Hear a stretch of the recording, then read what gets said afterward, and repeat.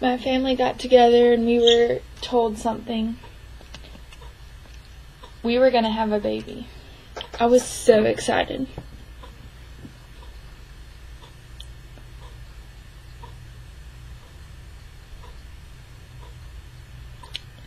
I was excited because I have 2 sisters. I really, really wanted a baby brother.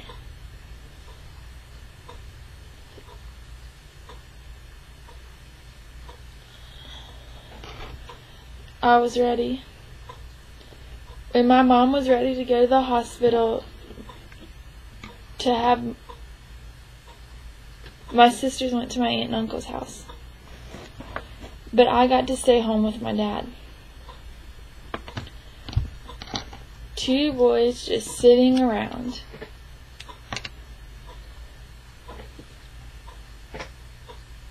We had a huge pile of dirty dishes. It was beautiful. At night we would make popcorn. My job was to put the butter in. Every night I would put more and more butter.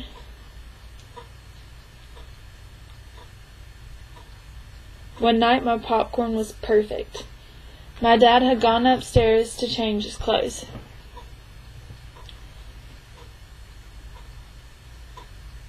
I put a whole stick of butter in the popcorn. It was dripping with grease. I loved it. My dad came down and saw it, and he was like, "Now, Tom, if we go in the living room and we get the grease on your mom's couch, we are going to be dead. Mom will be so mad." He was like, "We need to go to the beach." Sometimes my dad says weird things, so I just looked at him. But my dad went to the closet and got a towel and laid it out on the floor in the hallway. We turned on the TV in the living room, sat on the towel in the hallway, and ate our popcorn.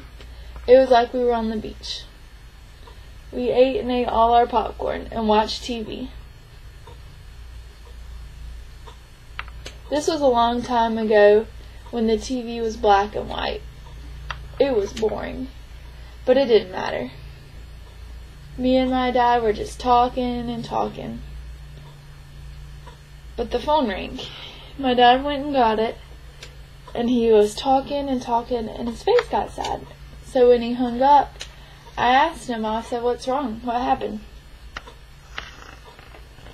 He said, "Oh, nothing. It's fine. It's fine. I'm going to take you to your aunt's house for a few days. Go and pack up all your stuff."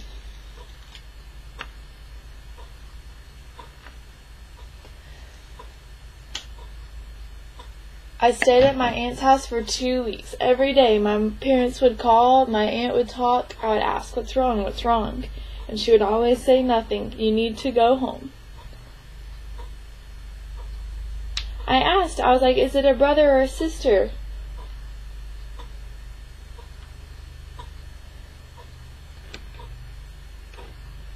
She said, "When you go home, please be calm. Don't run around." I was like, "What is she talking about?" So I arrived home and I ran inside and ran upstairs to the living room. My dad and sisters and mom were all sitting there in a circle. I looked and looked and looked. Couldn't find the baby. Where was she? My family was sitting, and my parents said, "We have a new sister." But something happened. So she's sick. She has cerebral palsy. I didn't know what that meant. So my parents told me that maybe when she came home from she might be able to come home from the hospital in a few days, but she's going to have to be in a wheelchair her whole life. When she grows up, she won't be able to walk. She'll have a wheelchair. I kept asking and asking questions. They told me to stop and go to my room. So I went upstairs to my room. I felt awful. I was thinking about my baby sister in the hospital all alone. So we waited and waited. One day we got a call.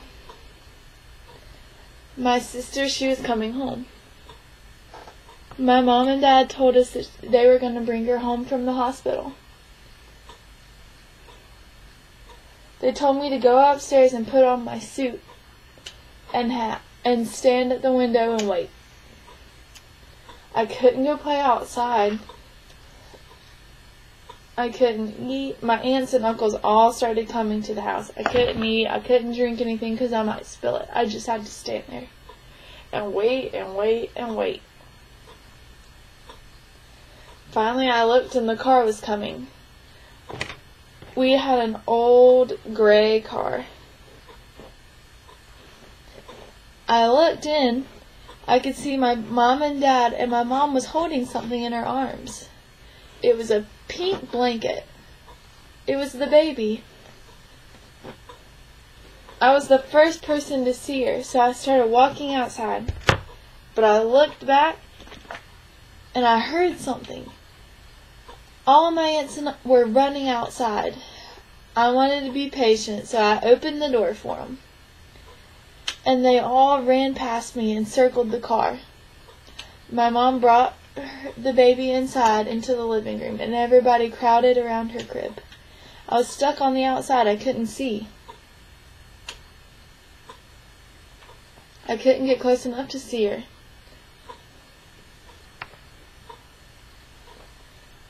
My great aunt got up and started walking into the kitchen.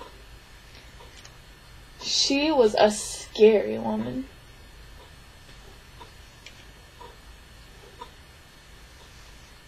When she entered a room, people got out of the way. She came back from the kitchen, and I got the idea to follow her. I grabbed her waist and steered her to the baby, and people just kept getting out of her way. We got up to the baby, and I could finally see. I moved my great aunt out of the way and sat her down on the couch. Now I could see. There was my baby sister. She grabbed my finger, and I looked up at me. She had little pink lips and a smile. I felt amazing. But I was looking at her. And she smiled, and my aunt looked down and said, "Oh, she has gas." I was like, "That's not true. She likes me." My mom asked me if I liked my sister. I told her I did. I said, "But Mom, I think you picked the wrong baby." She said, "Why do you say that?" I said, "Mom, look at her. There's nothing wrong with her." Mom said, "Yeah, there is something wrong, but it's inside her." I looked and looked. I saw nothing wrong.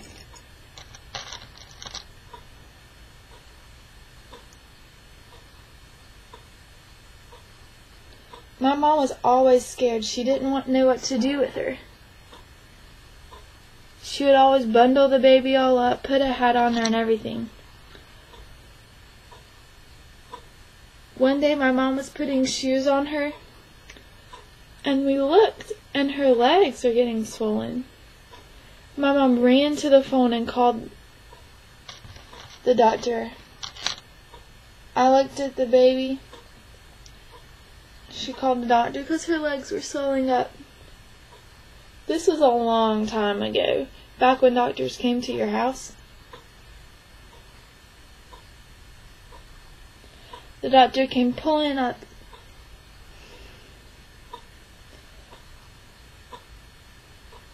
He was a cool doctor. He was the same size as me. I liked him. He hurried in and entered the house.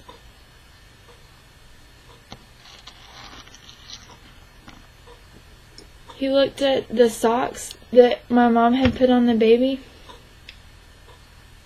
and untied them, and her legs went down. He looked at my mom and he said the strings were just too tight. Mom said, I can't understand. The doctor tried to tell Mom that he wouldn't hurt her, but my mom, she was never calm. Once the baby started turning 1 and 2, she started crawling. That's when I noticed something was wrong. Her arms moved fine, but her legs, they couldn't move. I'm just telling you, she liked me the best, and you know why? Because every time we were in the same room, she would crawl over to me and pull on my pant leg. She would try to pull my socks off. It was cute. But one day, she was 3 and I was 13. I was sitting at the table and working hard on a science project. She came crawling up under the table to my leg and she started pulling on my pants leg. It was cute, I know, but I was busy. So the first time I got so mad and I just started yelling and yelling. I said, Margaret, stop. You leave me alone. Go bother somebody else. Then I started my work again. About 2 minutes later, I felt awful. So I started looking around for her. Margaret, Margaret. She was sitting on the wall just looking at me. She was glaring at me.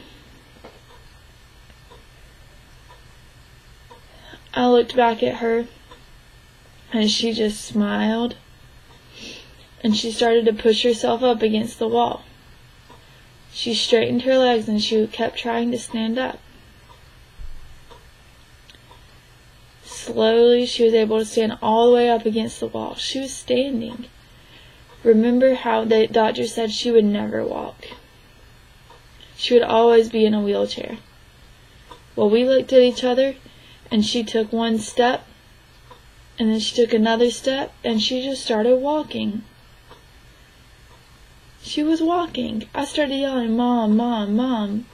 Margaret's walking, Mom, Mom. Margaret's walking. So I ran into the kitchen to try and find her. Mom, Mom, Mom, Margaret, she's walking. She's walking in the dining room. When we got into the dining room, Margaret, she was sitting back down up against the wall. Mom looked at me. She said, did you think that was funny? Did you think I would laugh? I told you she will never walk. It's not funny to talk about that. It breaks my heart. My mom started crying and left the room. I looked at Margaret. Margaret looked at me and smiled. This continued and continued for 3 weeks. Whenever we were alone, she would stand up against the wall and take some steps. I would run out and try to tell everybody, and when we got back, she would be sitting down again, just looking and smiling. Finally, I told her, I was like, I don't care. I don't care. I don't care. I don't care if you walk, stand, dance. I don't care. I'm not going to look at you again. That got her attention. She started walking and walking and walking. I looked back, and behind her were my mom and dad. They started yelling, she's walking, she's walking. Remember, I already told them that I already yelled, but nobody would listen to me. Nobody would believe me. I used to end this story here, but people always ask me, so I'll tell you. My sister, now, she's all grown up. Her sickness was not the big kind. She walked, she went to school, she went to college. Yes, she struggled, but she finished. She finished school. She got a job.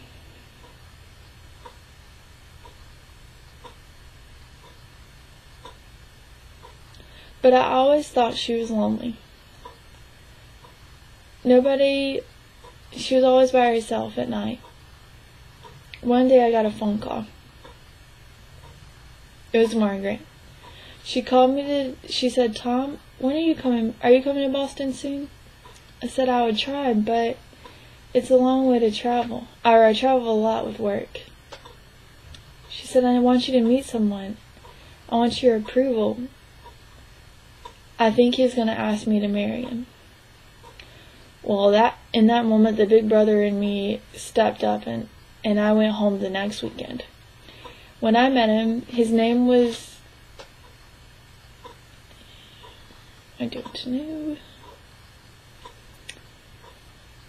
I liked them both. He was nice. So I told my sister, okay, he can ask to marry you. We all asked my sister, we were like, "What do you want your wedding to be like?" She said, "I want to walk down the aisle with no help."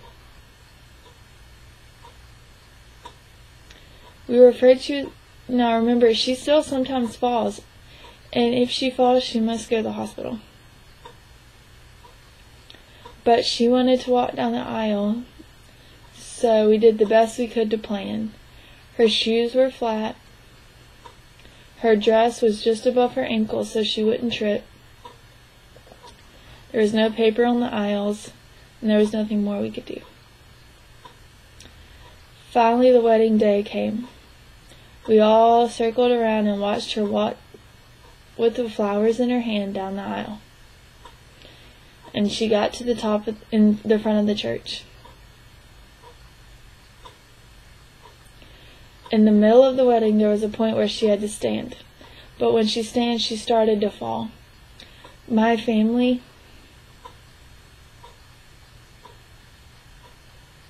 we all did the same thing. We tried to catch her, but she was way too far away. So we just had to watch her almost fall. But she never fell. She got her balance again. And then it was over. They walked back down the aisle, married, and that was it. She never fell. Then it was time for the reception.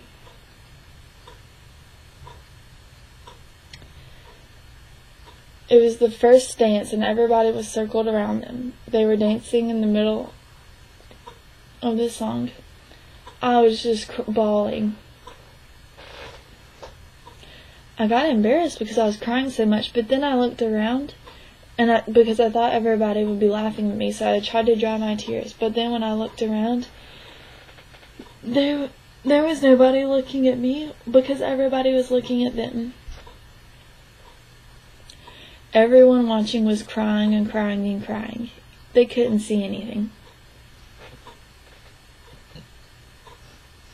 On the day that she was born, if people would have told us that one day we would see her dancing at her wedding, we would have thought you're being mean. We didn't think she would ever walk. That story is true about my sister named Margaret.